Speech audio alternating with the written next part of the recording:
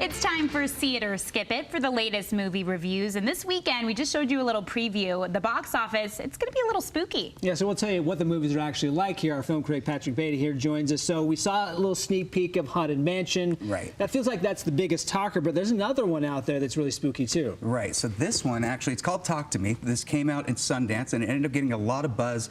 And A24, a studio, funny enough, that's not a part of the AMPTP, and can work with sad actors. So anybody that they've made their deals and concessions with them. So good for A24 to be able to work with people.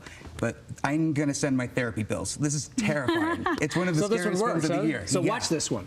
Oh, totally. Such a weird idea. Just a severed hand that a bunch of kids find. And of course, in the real world, what would they do? Make it a TikTok trend. True. Because that's exactly what kids would do back then. Facts. So it's so believable, but it's also terrifying. It's not for kids. Definitely has a lot of the real horror parts of it, but definitely a see it too. Not late at night, though. No. No. How about Haunted Mansion when you compare the two?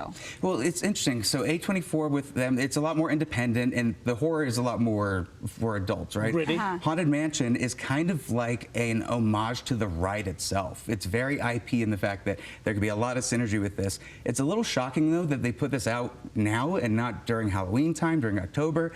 I think it's because they might want to put it onto streaming, but I loved this. I thought it's one of the best Disney adaptations of this year. I loved how they made it kind of feel like the ride in a lot of ways. Got a really good cast. Lakeith Stanfield as the main character brings so much more emotion, or really anything that the script could give him. So they're doing a lot with a little here. It's definitely a see it. Well, I like scary movies when it might not be appropriate to take your kids to it. I think that's when they work best, and this one works. Okay. It's definitely one that you think about. You're taking the kids to the ride. You have to see, could they handle the ride? Maybe that's the same mentality you go into with the movie. Right, and maybe the double feature for that is like Nightmare Before Christmas. Who knows? Okay.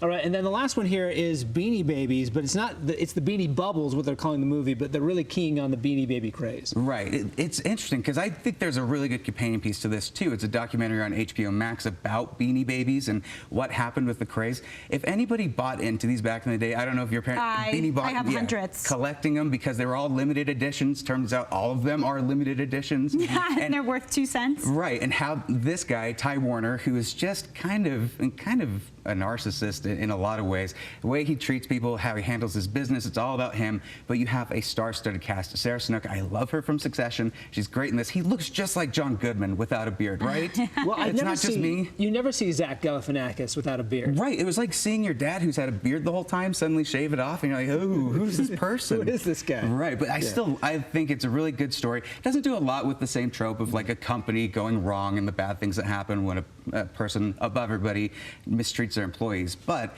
I think it's fascinating to learn about this part of history with everybody going after the craze. Oh, yeah. I was totally into it. So what do you have for us next week? I feel like we've had so many big ones recently. What's next? It's Teenage Mutant Ninja Turtles time, which next to Batman are my favorite superheroes. So this will be very fun. I'm assuming you'd be coming in with the whole Leonardo, Raphael. Oh, will you let me? Yes, I'll do it. Absolutely. I'm in. All right, so if you want to connect with Patrick, obviously there's the place to find him for his reviews. He'll let you know whether you should see it or skip it. Thank you, Patrick. Thanks. Thank you. Got a lot to look forward to. Still ahead on Midday.